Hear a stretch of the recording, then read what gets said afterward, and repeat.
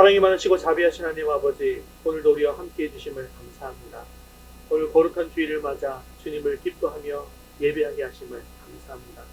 오늘도 주님 앞에 나온 백성들을 주님께서 친히 오르만져 주시고 긍휼히 여겨 주옵시고 한없는 하늘의 은혜를 더하여 주옵소서. 오늘도 말씀을 잘 받게 하셔서 헌신을 결단하고 삶의 풍성한 열매를 맺는 복된 시간이 되게 하옵소서. 예수님의 이름으로 기도합니다. 아멘.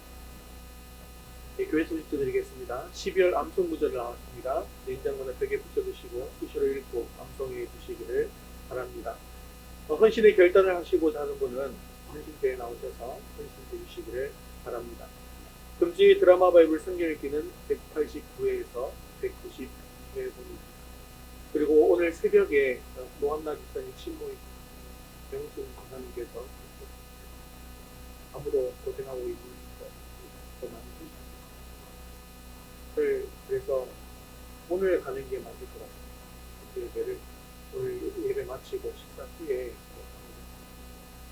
그리고 또 그 가정에 지금 굉장히 많이 힘이 들 거예요. 하나님이 애쓰고 하나님 나라에 힘쓰고 있습니다. 그렇게 마지막에 고통이 또 있습니다. 그와 소망이 있을 수 있도록 기도를 많이 해주시기를 바랍니다. 우리 12월 생명의 말씀 함께 읽겠습니다.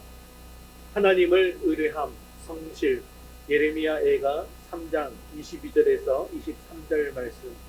여호와의 인자와 긍휼이 무궁하심으로 우리가 진멸되지 아니함이니이다. 이것들이 아침마다 새로우니 주의 성실하심이 크시도소이다. 예레미야 애가 3장 22절에서 23절 말씀. 아멘. 이제 우리의 시선을 하나님께로 올려드리겠습니다. 사도신경 하시겠습니다. 전능하사 천지를 만드신 하나님 아버지를 내가 믿사오며 그 외아들 우리 주 예수 그리스도를 믿사오니 이는 성령으로 잉태하사 동정녀 마리아에게 나시고 본디오 빌라도에게 고난을 받으사 십자가에 못 박혀 죽으시고 장사한 지 사흘 만에 죽은 자 가운데서 다시 살아나시며 하늘에 오르사 전능하신 하나님 우편에 앉아 계시다가 저리로서 산자와 죽은 자를 심판하러 오시리라. 성령을 믿사오며 거룩한 공예와 성도가 서로 교통하는 것과 죄를 사하여 주시는 것과 몸이 다시 사는 것과 영원히 사는 것을 믿사옵나이다. 아멘. 오늘 우리 찬양과 영광을 받으실 하나님께 주기도문 하시면서 찬양하겠습니다.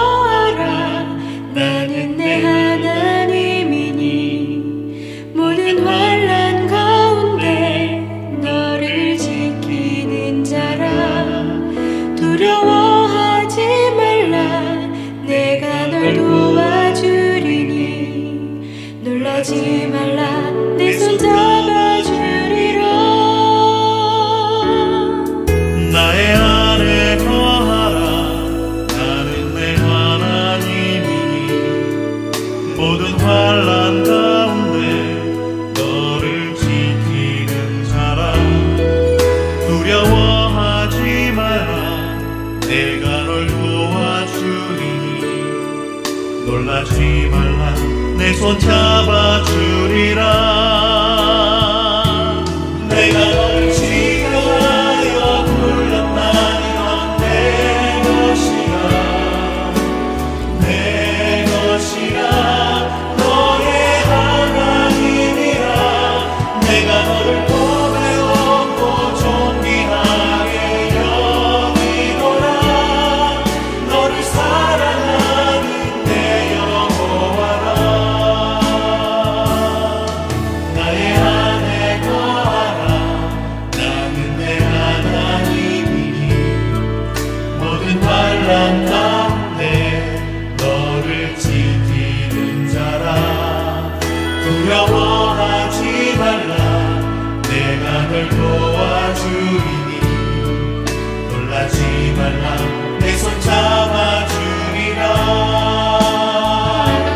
내가 너를 지명하여 불렀나니 너는 내 것이라.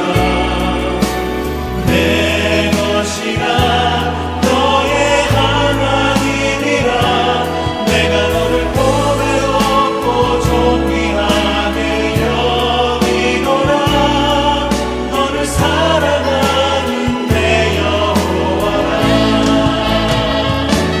내가 너를 지명하여 불렀나니 너는 내 것이라. 내 것이라 너의 하나님이라. 내가 너를 보배롭고 존귀하게 여기노라. 너를 사랑하는 내 여호와라.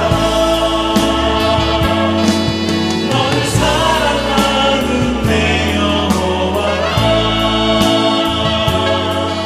너를 사랑하는 내 여호와라. 너의 하나님이라. 이 시간을 예배를 위해서 목소리를 같이 기도하겠습니다. 오늘 우리 예배 가운데 충만하게 임하여 주셔서 우리 예배를 기뻐 받아 주옵소서. 오늘도 주님의 음성을 듣기를 원합니다. 말씀을 통해 주님의 뜻을 이루어갈 결단이 있게 해달라고 함께 기도하신 후에 홍명란 집사님 대표로 기도하시겠습니다. 불렀나니 너는 내 것이라. 내 것이라 너의 하나님이라. 내가 너를 보배롭고 존귀하게 여기노라. 너를 사랑하는 내 여호와라. 너를 사랑하는 내 여호와라.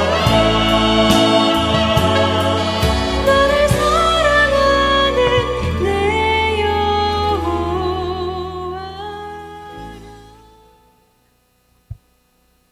십자가의 사랑으로 저희를 구원하여 주시고 늘 가장 좋은 길로 이끌어 주시는 하나님 아버지 감사합니다. 2022년도 20여일 남았습니다. 지금까지 예수님과 함께 믿음의 삶을 살도록 인도하여 주신 은혜 감사드립니다. 이 시간 하나님의 말씀대로 살지 못하고 예수님 사랑을 이웃에게 전하지 못함을 회개하오니 용서해 주세요.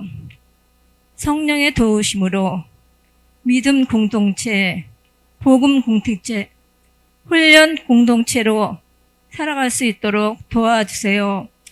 코로나 바이러스로 인해 어려움을 겪고 있는 이 나라를 치료하여 주시고 영적으로 병을 앓고 있는 백성들을 치유하여 주세요.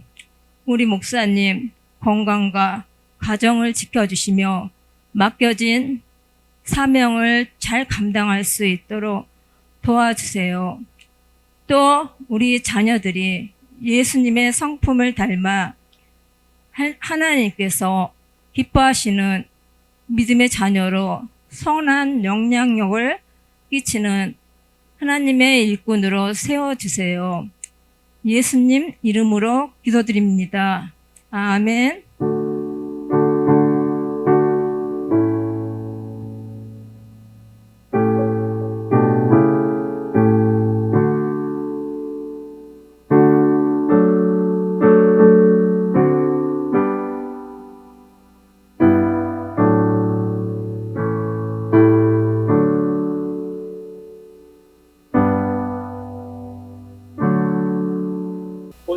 하나님 말씀은 에베소서 3장 1절에서 6절까지 말씀입니다.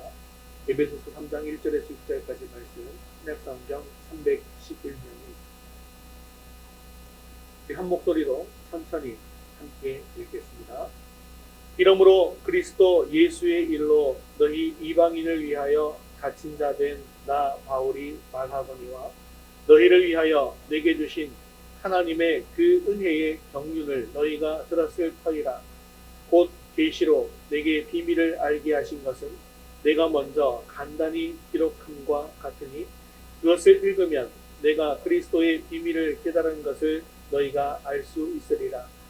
이제 그의 거룩한 사도들과 선지자들에게 성령으로 나타내신 것 같이 다른 세대에서는 사람의 아들들에게 알리지 아니하셨으니 이는 이방인들이 복음으로 말미암아 그리스도 예수 안에서 함께 상속자가 되고 함께 지체가 되고 함께 약속에 참여하는 자가 됨이라. 아멘. 네, 우리나라 전통 스포츠 중에 씨름이라는 것이 있습니다. 제가 어릴 때는 씨름이 굉장히 인기가 많았는데요.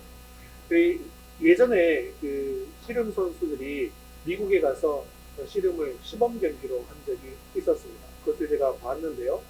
우리나라 선수들은 금강급이라 이렇게 몸이 좀 이렇게 체구가 작고 몸무게가 작은 그런 사람들이었고요.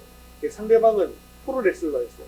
굉장히 덩치가 크고 키도 큰 그런 사람들, 선수들끼리 이렇게 씨름을 하는 것을 보았습니다. 이 큰 미국 선수는요, 이 작은 한국 씨름 선수를 보면서 가소롭게 생각했어요. 그래서 막 춤을 추면서 그 정도쯤이야 그냥 들어서 던져버리면 된다. 이렇게 큰 소리를 쳤습니다. 그리고 씨름이 시작됐습니다. 어떻게 되었을까요? 그 덩치 큰 레슬러가 씨름 받으시는 선수를 힘으로 눌러버리려고, 몸무게를 눌러버리려고 앞으로 이렇게 밀고 들어오는 순간에 키가 작고 가벼운 그 씨름 선수가 중심을 낮추고 그리고 그 안으로 파고들어서 그냥 뒤집기로 이겨버렸어요. 그 덩치 큰 씨름 레슬링 선수가 그 모래판에 머리가 꽂혀버리는 그런 일이 있었습니다. 어떻게 이렇게 작은 선수가 큰 선수를 모래판에 매다 꽂을 수가 있었던 것일까요?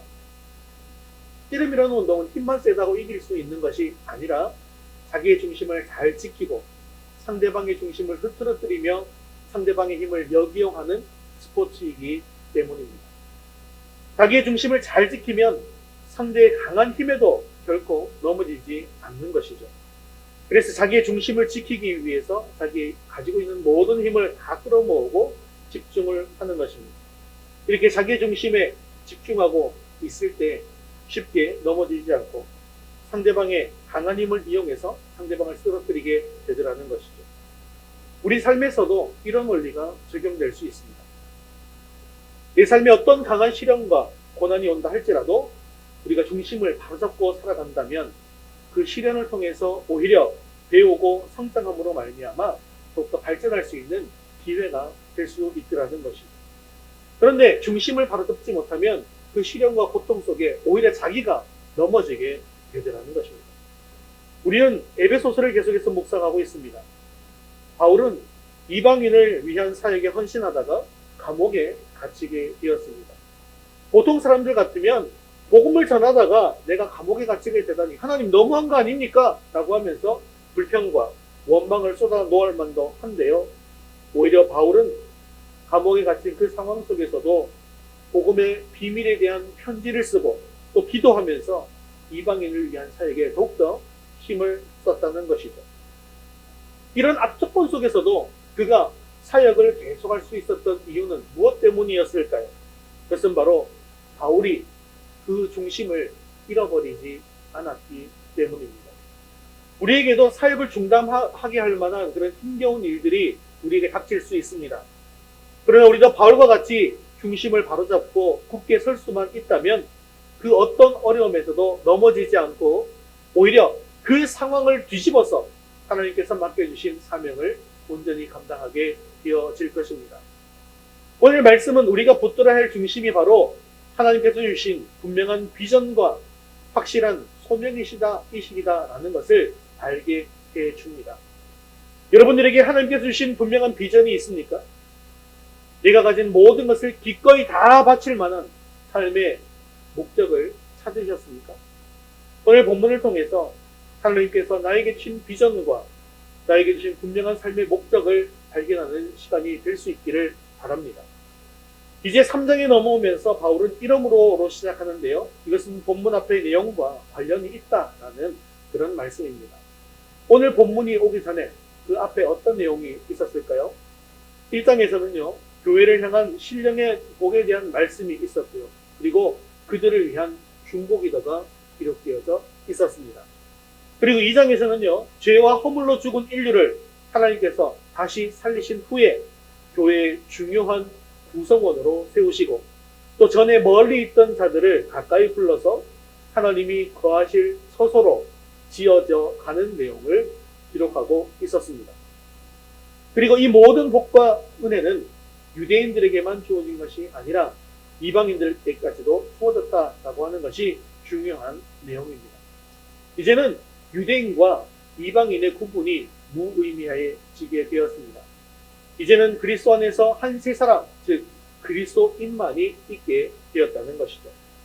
그래서 바울은 모든 열방이 하나님의 가족이 되었다라는 사실을 세상에 전하기 위해서 사도로 부르심을 받아서 복음을 전하게 된 것입니다. 그리고 이 일을 온전히 이루기 위해서 헌신하다가 지금은 감옥에 갇히게 되었습니다. 하지만 바울은요, 중심을 잘 잡고 있었다고 했죠. 그 중심이 바로 주님께서 보여주신 비전인데요. 그 비전의 말씀이 바로 에베소서 3장 6절 말씀입니다. 우리 함께 읽겠습니다. 이는 이방인들이 복음으로 말미암아 그리스도 예수 안에서 함께 상속자가 되고 함께 지체가 되고 함께 약속에 참여하는 자가 됨이라. 아멘. 그렇습니다. 바울에게는 모든 열방이 복음으로 말미암아 그리스도 예수 안에서 함께 상속자가 되고 지체가 되고 약속에 참여하는 자가 되는 그런 비전이 있었던 것입니다. 그리고 이 일에 대한 분명한 비전과 소명의식이 있었습니다. 그렇기 때문에 이 일에 전적으로 헌신하는 삶을 살게 되었던 것입니다. 오늘 주신 이 말씀을 통해서 우리 교회도 이 하늘의 신령한 비전과 소명의식을 품는 시간이 될 수 있기를 주님의 이름으로 축원합니다. 우리 첫 번째 같이 읽겠습니다. 예수의 일로 갇힌 자 된 바울. 1절 말씀을 읽겠습니다. 이러므로 그리스도 예수의 일로 너희 이방인을 위하여 갇힌 자 된 나 바울이 말하거니와. 1절을 읽어보면 이방인을 위해서 감옥에 갇힌 것처럼 보입니다. 그런데 원문을 살펴보면 다른 의미라는 것을 알 수 있습니다. 그래서 밑에 화살표에서 다시 직역한 것을 적어놨는데요. 이 직역은 뭐라고 적혀 있습니까?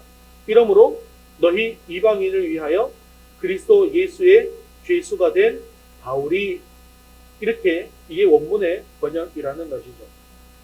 그렇습니다. 바울은 이방인 선교를 위한 비전 때문에 그리스도 예수의 죄수, 그리스도 예수의 포로가 되었다라고 선포하고 있습니다. 사실 지금 바울이 로마 감옥에 갇힌 것은 이유가 있어요. 유대인들의 관계로 말미암아서 억울하게 감옥에 갇히게 된 것입니다. 그가 이방인을 위해서 사역했기 때문에 유대인들의 미움을 받아서 억울하게 고발당해서 로마 감옥에까지 가게 된 것입니다. 그래서 바울은 너희 이방인을 위하여라고 말한 것이죠. 사도 바울은 지금 선교 사역을 위해서 해야 할 일이 너무나도 많은 상황이었습니다. 그럼에도 불구하고 그는 감옥에 들어간 것을 조급한 마음으로 원망하거나 절망하지 않았습니다. 오히려 그는 그리스도 예수의 포로라고 하면서 자신이 로마의 죄수가 아니라는 것을 당당하게 선포하고 있습니다. 그는 유대인이나 로마인의 죄수가 아니었습니다. 그는 그리스도 예수의 포로가 된 사람이었다는 것이죠. 이 말은 그가 비록 무지한 사람이었으나 그리스도 때문에, 그리스도를 위해서 죄수가 되었다는 말입니다.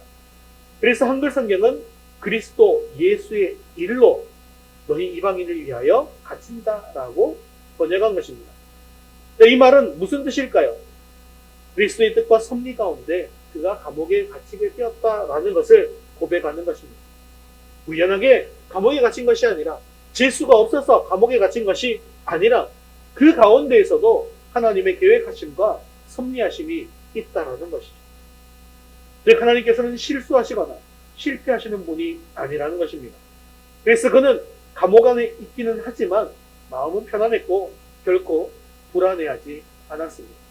그래서 감옥에서 이렇게 고백하잖아요. 골로새서 1장 24절 말씀 같이 읽겠습니다. 나는 이제 너희를 위하여 받는 괴로움을 기뻐하고 그리스도의 남은 고난을 그의 몸된 교회를 위하여 내 육체에 채우노라. 아멘.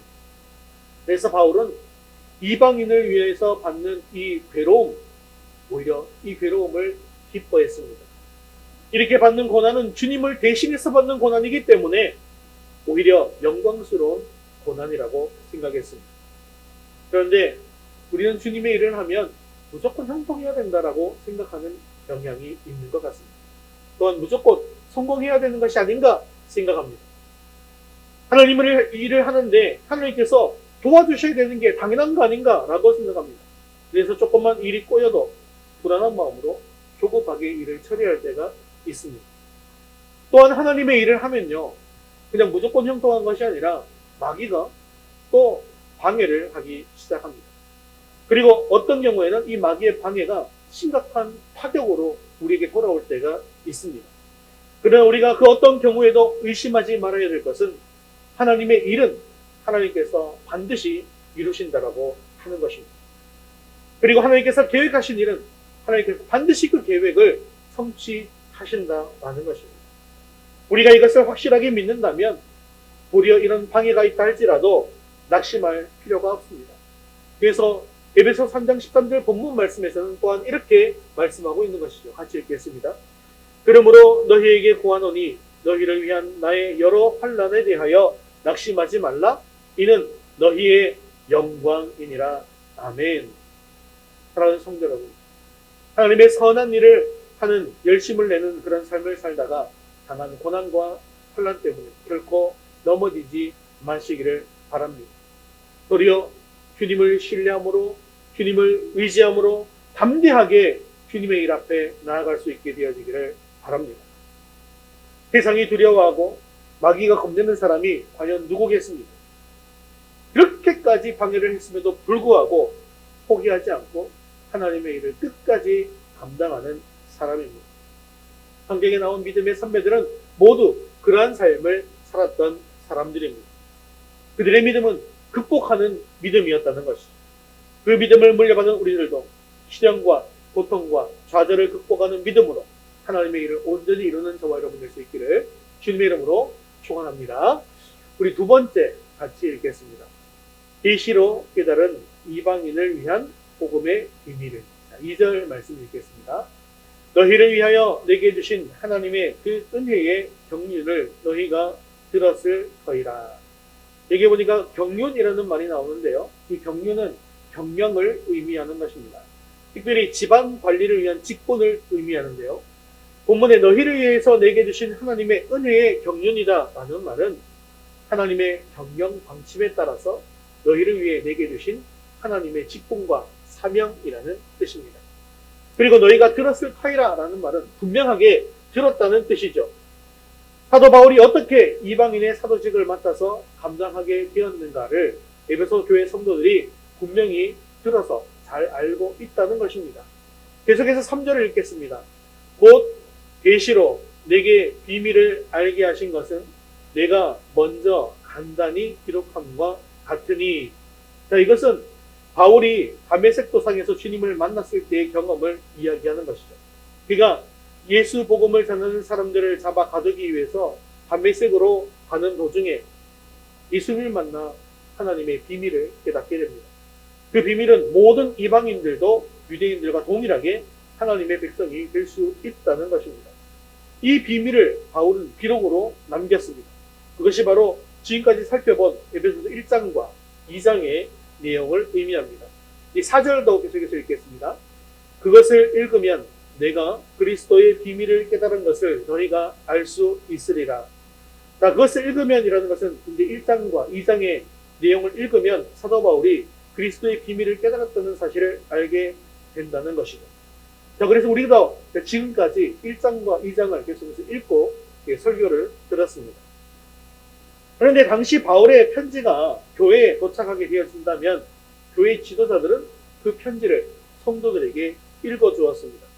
지금처럼 이렇게 성경을 읽고 해석하고 설교를 해주는 것이 아니라요, 단지 읽어줄 뿐이었다는 것이죠. 그럼에도 불구하고 당시 성도들은 이 성경을 통해서 들려주시는 하나님의 음성을 다 들었습니다. 그리고 신실하게 자기 삶을 드리며 하나님의 일에 헌신하는 삶을 살았습니다.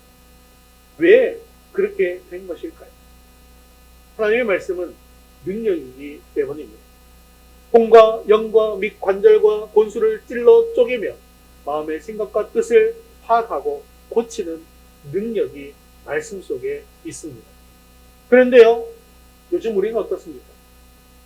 하나님의 말씀을 풀어서 설명을 해줘도 잘 모르겠다고 말씀하십니다. 큐티를 하자고 하면 큐티가 너무나도 어렵다고 하십니다. 잘 모르겠다고 하십니다. 그렇다고 한다면 당시 초대교회 성도들은 모두가 언어 이해 능력이 뛰어난 사람들이었을까요?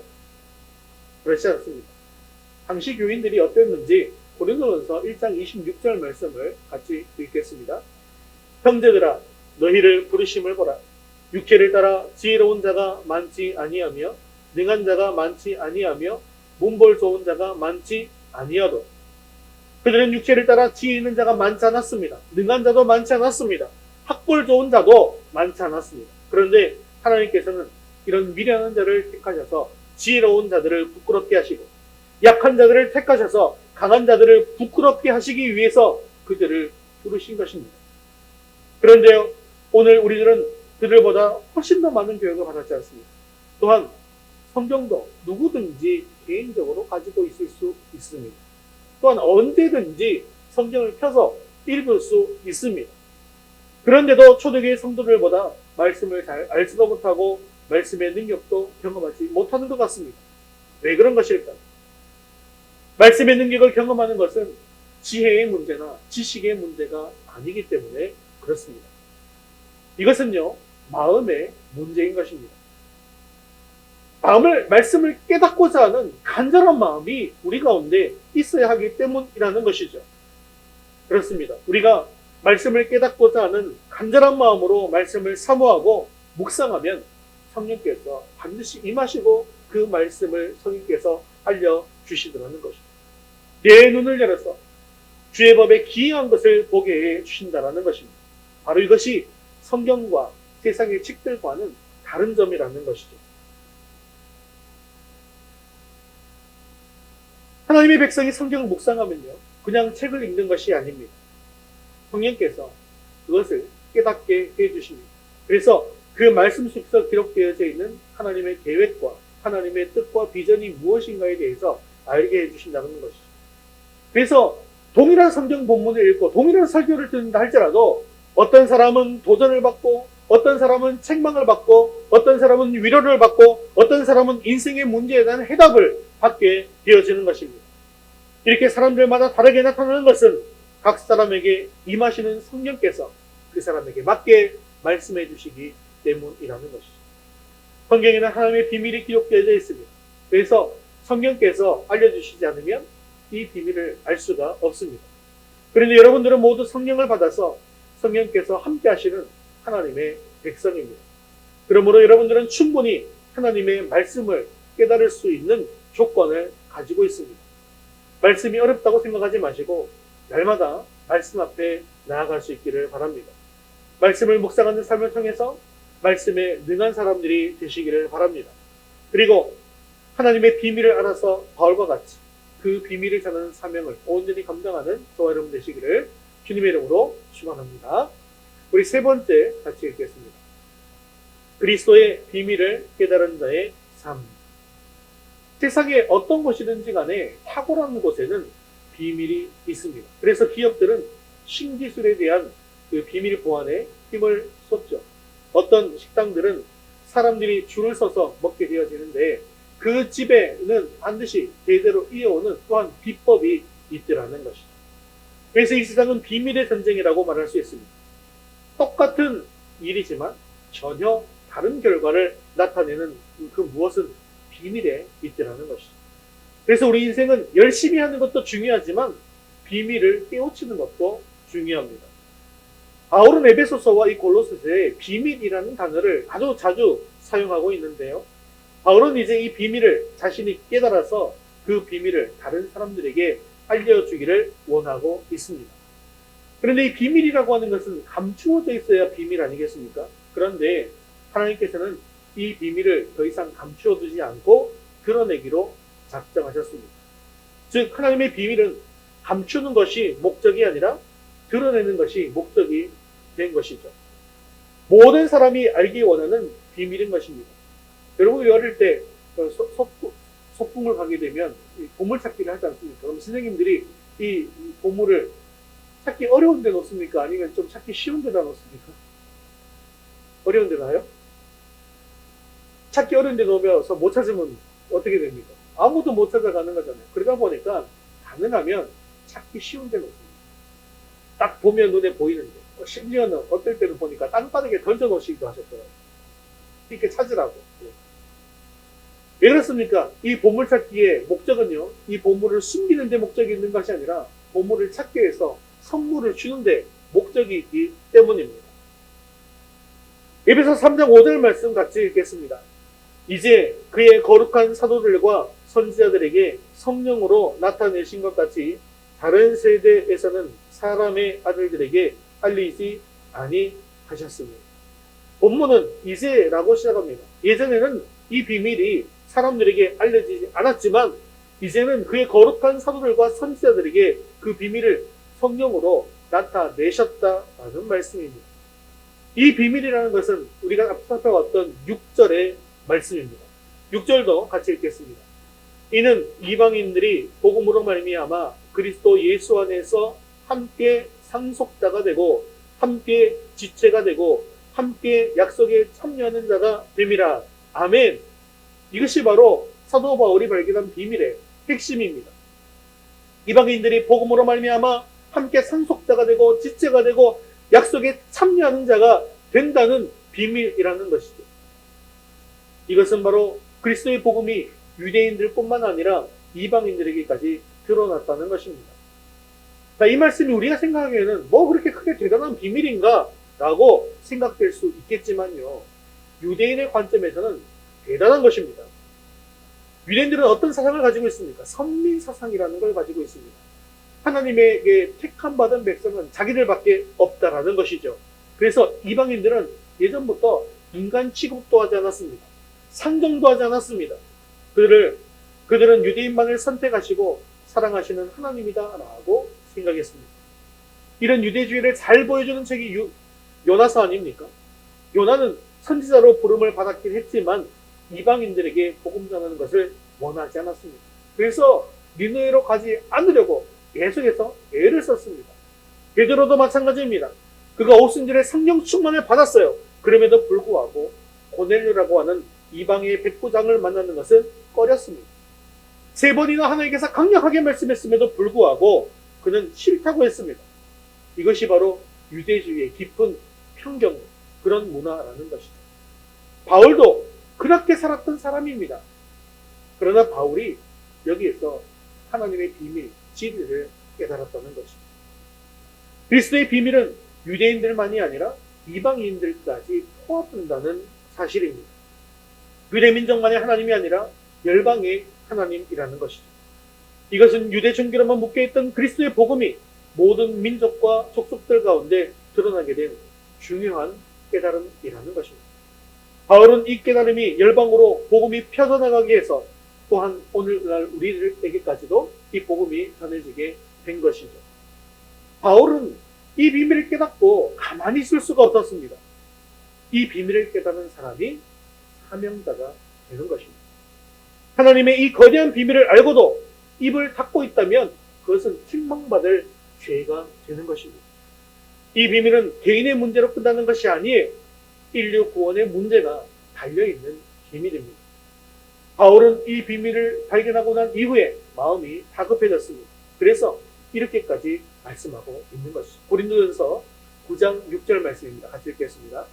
내가 복음을 전할지라도 자랑할 것이 없으면 내가 부득불 할 일이니라. 만일 복음을 전하지 아니하면 내게 화가 있을 것이로다. 아멘. 바울이요, 그냥 하는 말이 아닙니다. 엄청난 비밀을 깨닫는 자가 무거운 비전과 사명을 가지고 있는 것이다 라는 것을 역설적으로 이야기하고 있는 것입니다. 예수 그리스도의 비밀은 특정한 민족이나 몇 사람만의 전유물이 아닙니다. 우리 위더스 교회 안에 있는 성도들만의 것이 아닙니다. 모든 사람들이 알게 되어야 할 비밀입니다. 그리고 이 비밀은 드러나면 드러날수록 좋은 것입니다. 불과 120년 전만 하더라도 이 한국 땅의 복음은 비밀로 감추어져 있었죠. 하지만 선교사님들을 통해서 이 복음의 비밀이 열리게 되어지면서 오늘날 많은 사람들이 하나님의 풍성한 은혜를 누리게 되어진 것입니다. 바울의 깨달음의 혜택을 지금 우리가 이렇게 누리고 있는 것이죠. 바울은 로마서 9장과 11장에서 유대인들에게 복음의 비밀이 감추어져 있는 것에 대해서 안타까워했습니다. 가장 가까운 곳에서 복음의 비밀의 역사가 일어났음에도 불구하고 가까운 사람들, 자기 동족들이 깨닫지 못하는 것을 안타까워했더라는 것이죠. 예수님의 고향 땅 나사렛 사람들도 자기들이 가지고 있는 선입견 때문에 예수님을 무시했습니다. 가까운 곳에 있는 알만한 사람들이 오히려 눈이 감겨서 그리스도의 비밀을 알아차리지 못한 일들이 지금 우리 주변에도 일어나고 있습니다. 사도행전의 오순절 강림 사건 이후에 베드로의 설교를 통해서 하루에 3,000명, 5,000명의 사람들이 구원을 얻는 역사가 일어났습니다. 이것은 그리스도의 비밀이 완전히 드러나 은혜가 폭포수같이 쏟아지고 하나님의 구원의 비밀이 밝히 드러났다는 것을 뜻하는 것이고, 모든 사람들에게 구원의 비밀이 드러나게 되어질 때에 그들이 구원을 받게 될 기회를 얻게 된 것을 말씀하고 있는 것이죠. 그래서 바울은 이 구원을 얻을 때에 대해서 고린도후서 6장 2절 하반절에 이렇게 말하는 것입니다. 같이 읽겠습니다. 보라, 지금은 은혜 받을 만한 때요. 보라, 지금은 구원의 날이로다. 아멘. 지금 바로 이때가 은혜 받을 만한 때입니다. 그리스도의 비밀이 열리고 빛이 드러나는 때입니다. 그래서 우리의 마음 문을 조금이라도 열면 하나님의 구원의 은혜가 밀려 들어오게 됩니다. 누구든지 이 구원의 역사가 일어나고 복음의 은혜를 경험할 수 있게 되어지는 시대에 우리는 살고 있더라는 것이죠. 그런데 중요한 것이 있습니다. 중요한 것은요, 이 비밀을 내가 깨달아야 한다는 것입니다. 3장 1절부터 바울은 나 바울이 내게 주신 하나님의 그 은혜가 내게 비밀을 알게 하신 것은 이라고 하면서 내가 하면서 1인칭으로 말씀하고 있습니다. 이것은 바울이 직접 깨닫게 된 비밀이라는 것을 강조하는 표현입니다. 4절에는 그것을 읽으면 내가 그리스도의 비밀을 깨달은 것을 너희가 알 수 있으리라고 하면서 내가 깨달은 것이라고 한다면 누구든지 깨달을 수 있다라고 말하고 있습니다. 앞서 살핀 것처럼 하나님은 특별한 사람들만 깨닫도록 어렵고 까다롭게 복음을 만들지 않으셨습니다. 하나님의 기본적인 진리인 이 복음은 결코 어렵지 않습니다. 누구라도 이해할 수 있습니다. 근데 중요한 것은요, 내가 직접 깨달은 진리만이 내 인생을 바꾼다고 하는 것입니다. 남에게 들은 정보와 직접적으로 내가 알고 있는 비밀은 다른 것이죠. 그렇기 때문에요, 설교를 많이 듣는다고 해서 인생이 바뀌는 것이 아닙니다. 말씀을 들으면서 어느 순간 진리가 깨달아질 때에 인생이 바뀌게 되는 것입니다. 똑같이 말씀을 듣는다고 할지라도 여기에서 큰 차이가 나는 것이죠. 신앙세계 속에는 그래서 나만의 비밀이 필요한 것입니다. 내가 발견하고 내가 깨닫고 내가 경험한 신앙세계가 중요하다는 것이죠. 신앙은요, 그래서 개인적인 것입니다. 나의 주, 나의 하나님이여 라는 이 고백이 우리에게 필요하다는 것입니다. 사랑하는 성도 여러분, 하나님의 말씀이 나에게 다가와서 또 내 영혼에 녹아서 내리는 순간을 경험해 본 적이 있습니다. 우리가 교회에 다녀도 설교를 들어도 그저 스쳐가는 이야기로 들어서는 우리의 인생이 결코 변화되지 않습니다. 남들도 다 알고 나도 알고 있는 그런 이론, 지식을 많이 알고 있다고 해서 내 삶에 무슨 일이 일어나는 것이 아닙니다. TV만 틀면 좋은 설교들이 넘쳐나고 좋은 책들이 많고 좋은 인터넷 방송들도 많지 않습니까? 그것을 많이 듣는다고 해서 내 삶의 변화가 일어나는 것이 아니라는 것이죠. 아무리 비밀을 알려주어도 내가 비밀을 깨달아 아는 것과 그 비밀을 전달받아 아는 것이 전혀 다르다는 것입니다. 그러므로 우리가 날마다 갈망해야 하는 것은 말씀을 깨달아 아는 은혜를 구하는 것입니다. 이 깨달음의 순간이 올 때 그 인생이 바뀌게 되는 것입니다. 진리가 내 심장을 관통하는 경험을 하셔야 합니다. 피가 솟구치고 심장이 뛰고 내 영혼에 빛이 나는 경험을 하셔야 한다는 것입니다. 특히 하늘의 비밀을 깨달으면요, 내 인생의 가치를 그 비밀과 다 바꾸게 되는 경험을 하게 됩니다. 진리가 내 인생을 바꿔놓는 이런 은혜가 저와 여러분 가운데 일어나기를 주님의 이름으로 축원합니다.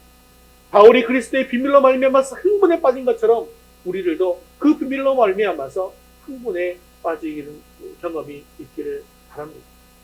오직 예수 그리스도를 믿음으로 구원을 얻는다, 이 단순한 진리를 지금 내가 깨닫고 믿어진다는 사실, 그 사실은 그냥 지나칠 일이 아닙니다. 진짜 진리를 깨닫게 되었다면 그 진리는 내 삶을 흔들어 놓고도 남을 것입니다. 내가 얼마나 세상적인 것들을 많이 가졌느냐, 내가 얼마나 세상에서 열심히 살고 있느냐보다 더 중요한 것은 내가 얼마나 하나님의 비밀을 깨닫는 자로 살고 있느냐라는 것입니다. 에베소서는 로마의 네로 황제의 치하의 이 감옥 안에서 기록되어진 것입니다. 그런데 이 에베소서를 계속 읽어보시면요, 이것이 과연 감옥에서 쓰여진 책인가 라는 것을 믿어지지 않는다라는 생각을 하게 되어집니다. 그 말씀 속에는 당당함이 넘치고 평온함이 넘치고, 다른 옥중 서신인 골로새서, 빌립보서, 빌레몬서를 읽어보아도 마찬가지입니다. 불행을 찾아볼 수가 없습니다. 고난은 있지만 당당합니다. 여유로움과 풍요로움이 느껴집니다. 죄수이지만 권위가 있고 영광스러움이 넘칩니다. 왜냐하면 이 바울이 그리스도의 비밀을 깨달은 자로서 하나님의 은혜에 사로잡혀 있기 때문입니다. 자신의 신변에 닥친 어려움이 불행이라고 여겨지지 않는 이유는 자신이 깨닫고 붙잡고 있는 복음의 영광스러움을 잘 알고 있었기 때문이라는 것입니다. 진리를 알고 복음의 비밀을 깨달아 안다는 것은 결코 가벼운 일이 아닙니다. 삶을 바꾸어 놓는 위력이 있습니다. 바울은 그리스도의 비밀의 이 깊이, 무게, 풍성함이 혼자 누리기에는 너무나도 거대해서 내가 감옥에 갇혀있든 그렇지 않든 상관없이 복음을 전하기로 결단하고 그 복음에 헌신하게 된 것입니다. 오늘 우리들도 이 그리스도의 복음을, 그리스도의 비밀을 발견한 자로서 그 비밀을 전하는 사명을 온전히 감당하는 저와 여러분 되시기를 주님의 이름으로 축원합니다. 말씀을 맺겠습니다. 오늘 본문은 그리스도 예수의 일로 갇힌 바울이 이방인을 향한 계획에 대해서 글로 기록하고 그 비밀을 알리는 일에 헌신하고 있는 모습을 보여주고 있습니다. 세상은 주의 종을 가두었습니다. 하지만 주의 비전과 사역은 결코 가둘 수가 없었습니다. 그 어떤 처지에 있더라도 낙심하지 않고 헌신하는 신실한 하나님의 종이 있었기 때문입니다. 그래서 이방인을 향한 하나님의 비전이 글로 기록되게 되었고, 이방인을 향한 복음의 비밀이 세상에 알려지게 되었습니다. 오늘 우리들의 마음에 이러한 분명한 비전과 확실한 소명의식이 새겨지게 되어지기를 주님의 이름으로 축원합니다. 작은 일에도 낙심하고 작은 방해에도 포기해버리는 연약한 하나님의 종이 되시지 마시기를 바랍니다. 어떤 유혹과 시련에도 변하지 않는 열정과 헌신으로 하나님의 사명에 헌신하는 저와 여러분 되시기를 바랍니다. 이를 위해서 늘 하나님의 말씀을 통해 주의 음성을 듣기를 바랍니다. 또한 성령의 능력과 역사도 체험할 수 있기를 바랍니다. 복음의 비밀을 깨달은 자로 바울과 같이 인생이 변화될 수 있기를 바랍니다. 우리 모두가 이러한 하나님의 부르심에 대한 분명한 확신을 가지고 성령의 도우심으로 주님께 주신 사명을 묵묵히 감당할 수 있기를 바랍니다. 그래서 주님 오시는 그날까지 주님께 주신 사명의 길을 포기하지 않고 물러서지 않고 온전히 감당하는 저와 여러분 되시기를 주님의 이름으로 축원합니다. 우리 다 같이 자리에서 일어나셔서 헌신성, 물이 바다다품같이 함께 찬양 드리신 후에 이와 축도로 예배를 마치겠습니다. 우리 하나님의 경배합니다. 함께 찬양하시겠습니다. 세상 모든 민족이 구원을 얻기까지 쉬지 않으시는 하나님, 주의 심장 가지고 우리 이제 일어나 주 따르게 하소서. 세상 모든 육체가 주의 영광 보도록 우릴 부르시는 하나님, 주의 손과 발 되어 세상을 치유하며 주 섬기게 하소서. 우리 바다 덮은 같이, 우리 바다 덮은 같이 여호와의 영광을 인정하는 것이 온 세상 가득하리라. 우리 바다 덮은 같이, 우리 바다 덮은 같이, 우리 바다 덮은 같이.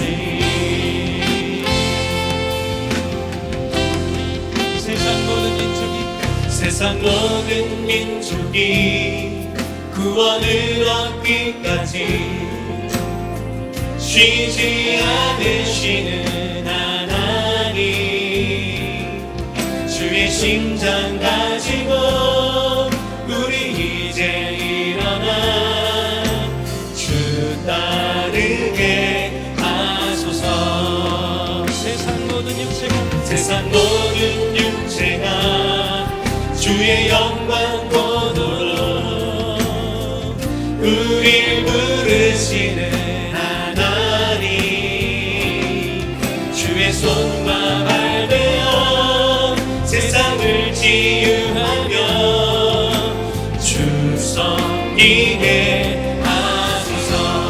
우리 함께 고백합니다. 우리 바다 덮은 같이, 우리 바다 덮은 같이 여호와의 영광을 인정하는 것이 온 세상 가득하리라.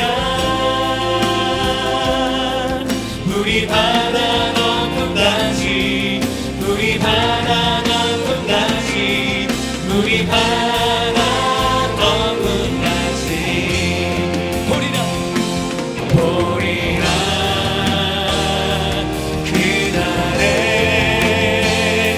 주의 영광 가득한 세상,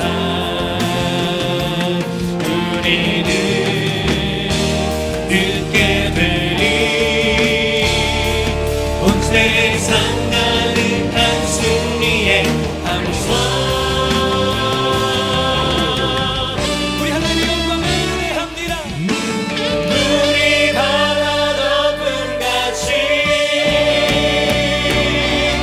여호와의 영광을 인정하는 것이 온 세상 가득하리라.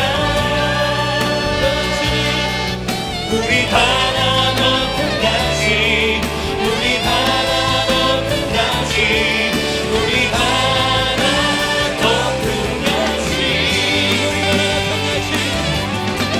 우리 바다 덮은 같이 주님 앞에 엎드려 여호와의 영광을 온 세상에 인도하신 우리 주님을 찬양하며 온 세상 가득하리라. 우리 바다 덮은 같이, 우리 바다 덮은 같이, 우리 바다 덮은 같이 주님의 고백합니다.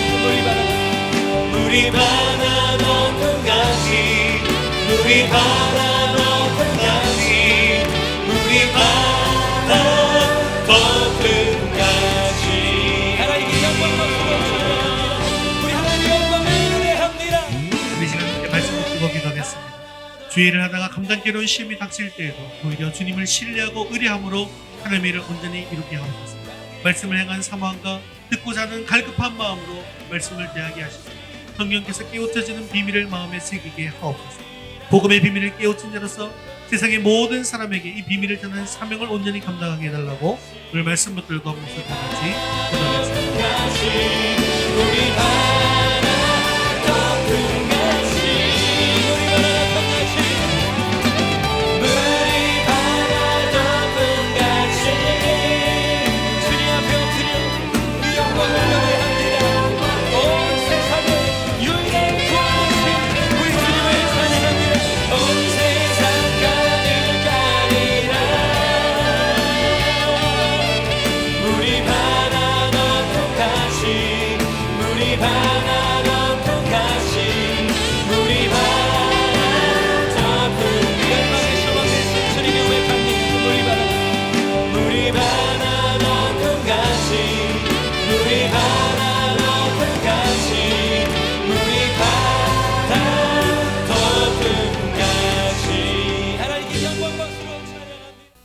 사랑 많으시고 자비로우신 하나님 아버지, 오늘 귀한 하나님 말씀 주심을 감사합니다. 주님께서 맡기신 사명을 감당하다가 감옥에 갇힘이 되었음에도 불구하고 바울은 하나님께 주신 비전과 사명의 중심을 놓지 않고 주의 일을 헌신하는 것을 보았습니다. 우리들도 주님의 일을 하다가 여러 가지 어려운 시험이 닥칠 때가 있습니다. 그때마다 중심을 잃어버리고 넘어지는 자가 되지 말게 하옵소서. 주님께서 주신 비전과 사명을 다시 붙잡고 더욱더 주님을 신뢰하고 의뢰함으로 하나님의 일을 온전히 이루게 하여 주시옵소서. 주님께서 바울에게 계시로 복음의 비밀을 깨닫게 하신 것처럼 우리도 말씀을 통하여 복음의 비밀을 깨닫기 원합니다. 이를 위해 말씀을 향한 사모함과 말씀을 듣고자 하는 갈급한 마음으로 말씀을 대하게 하시고 성령께서 끼워주시는 비밀을 지식으로만 알지 말게 하시고 마음에 새기게 하옵소서. 그래서 우리의 인생이 복음의 비밀을 깨달은 자로서 매일을 살아가게 하여 주시옵소서. 바울이 복음의 비밀을 깨달은 자로서 그리스도의 비밀을 전하는 삶을 산 것처럼 우리들도 이 복음의 비밀을 깨달은 자로서 주님께서 맡겨주신 이 사명과 비전을 온전히 붙잡고 세상 끝날까지 복음을 전하는 저희가 되게 하여 주옵소서. 사랑이 많으시고 자비로우신 하나님 아버지, 이번 한 주간도 우리 모든 성도들이 더욱더 간절히 주님을 찾고 만나게 하여 주시옵소서. 우리가 기도할 때 하나님의 뜻이 나를 통해서 온전히 이루어지게 하여 주시옵소서. 또한 주님의 이름으로 드리는 모든 기도를 통해서 하나님께서 만져주시는 치유가 일어나게 하여 주시고 회복이 일어날 수 있도록 인도하여 주옵소서.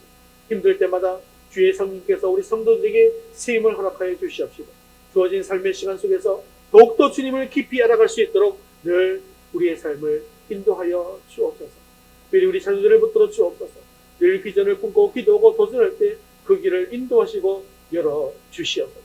지금 믿음을 잃어버리고 세상에서 방황하는 우리 자녀들을 도와주시어서 그들에게도 속히 그리스도의 비밀이 알려지게 하시고 주님 앞에 다시 나오게 하는 은혜가 있게 하여 주옵소서. 감사드리며 예수님의 이름으로 기도드리옵나이다. 아멘. 이제는 우리 주 예수 그리스도의 은혜와 하나님 아버지의 크신 사랑하심과 성령님의 위로 교통하심, 복음의 비밀을 깨달은 자로 주님께서 주신 비전과 사명을 온전히 감당하기를 원하는 사랑하는 모든 성도들 머리머리 위 이제부터 영원까지 함께 있을지어다.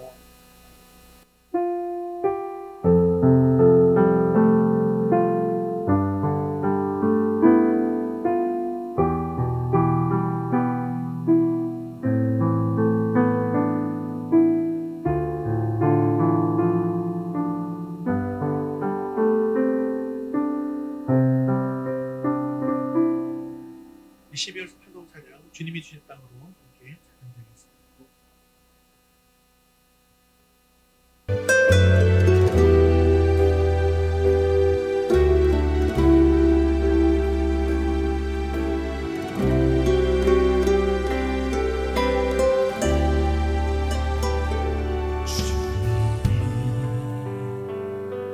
주신 땅으로 한 걸음씩 나아갈 때에 수많은 적들과 견고한 성이 나를 두렵게 하지만 주님은 신뢰함으로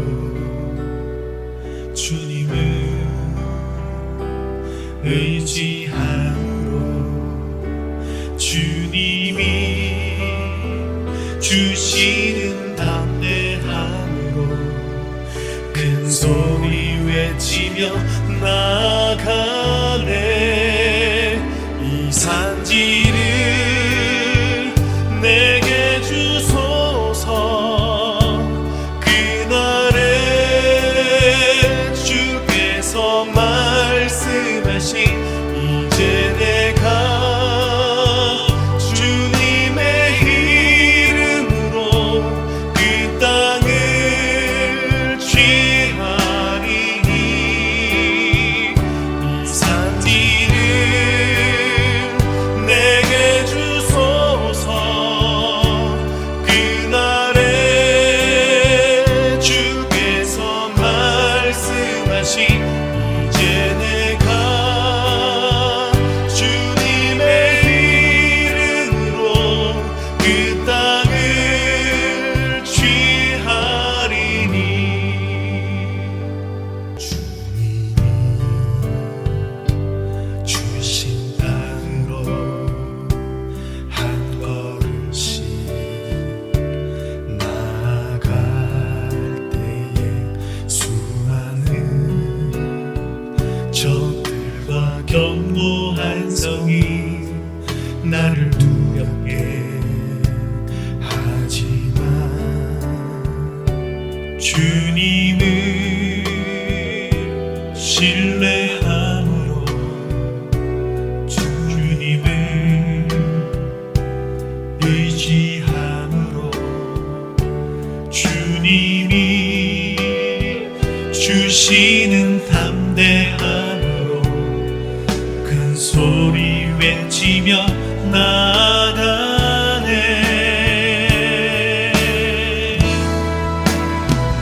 이 산지를